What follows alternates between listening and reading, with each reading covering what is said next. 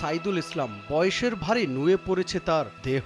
তীব্র গরমে ভর দুপুরে বসে আছেন বস্তির একটি টিন শেড ঘরে। তপ্ত রোদে টিনের ঘর যেন রূপ নিয়েছে জ্বলন্ত এক চুলায়। সেই ঘরে ফ্যান থাকলেও তাতে নেই কোনো বিদ্যুৎ। বৃদ্ধ সাইদুল ইসলাম তাই গায়ের সর্বোচ্চ শক্তিটুকু দিয়ে হাত পাখা ঘোরাচ্ছিলেন, কিন্তু সেই পাখার বাতাসও ছিল গরম।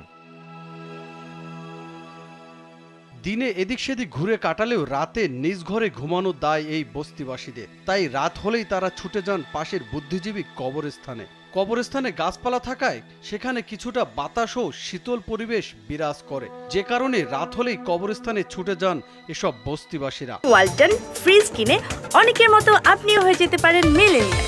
সেরা পণ্যের সেরা অফার। টিনের ঘরে থাকি, জীবনটা কোনো রকম বাঁচাই। ওই লেগে ওই শহীদ মিনারা গাছের তলে পড়ে থাকি। দিন হইলে রাইত হইলে কোনো রমায়া ঘরে শুয়ে থাকি। অনেক তাপ, অনেক প্রচুর গরম, প্রচুর।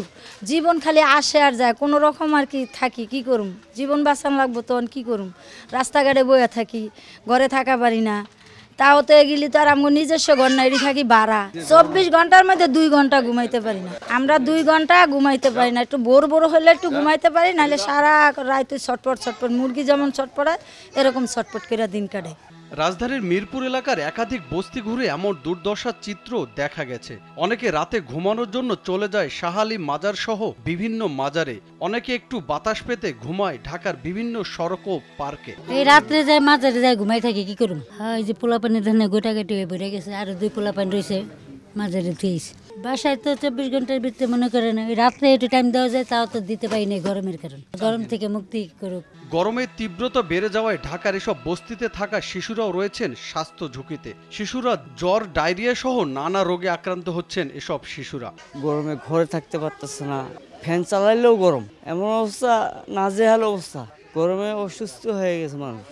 ঘরের মধ্যে তো থাকাও একদম জুলুম হয়ে যায় গরমে। তারপরেও থাকতে হয়, এখন কি করব, সব জায়গায় তো আর থাকা যাবে না। গরমে ঘুমানোই যায় না, ঘুম ভাঙে যায়। প্রতিদিন 4 ঘন্টা করে নিজ ঘরে অবস্থান করতে পারেন না এসব বস্তির বাসিন্দারা। গরমে একটু স্বস্তির জন্য বস্তির বাসিন্দারা ছুটে বেড়ান রাস্তায়, পার্কে, মাজারে, এমনকি কবরস্থানেও। এই যন্ত্রণা থেকে সহসা মুক্তির উপায়ও জানা নেই তাদের। জনি রায়হান, কালবেলা।